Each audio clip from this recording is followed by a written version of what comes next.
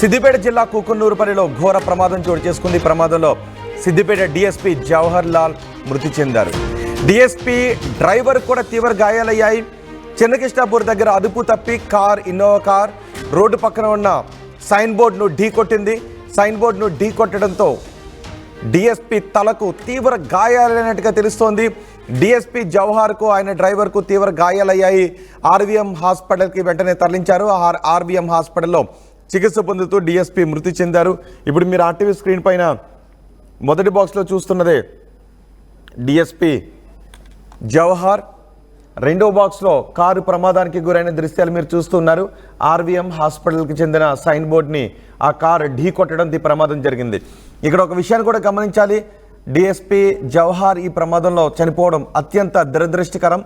కానీ ఆ కార్కి ఏమీ కాలేదు. ఆ కారు బాగానే ఉంది, గ్లాస్ మాత్రం పగిలిపోయింది. అయితే డిఎస్పీ చనిపోవడానికి కారణం సీట్ బెల్ట్ పెట్టుకోకపోవడం.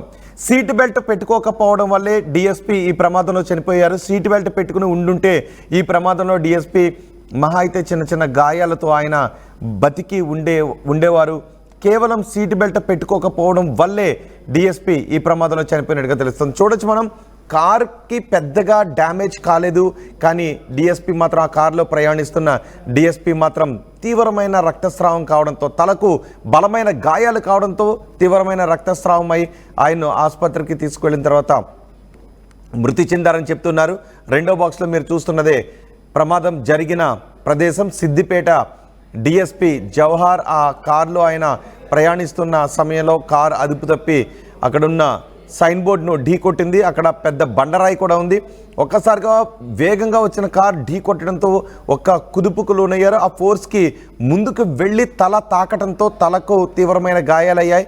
వెంటనే ఆయన్ను ఆ సైన్ బోర్డు కూడా ఆర్వీఎం హాస్పిటల్కి సంబంధించిన సైన్ బోర్డు, అదే హాస్పిటల్కి తీసుకుని వెళ్ళారు. ఆయన అక్కడ చికిత్స పొందుతూ చనిపోయారని చెప్తున్నారు.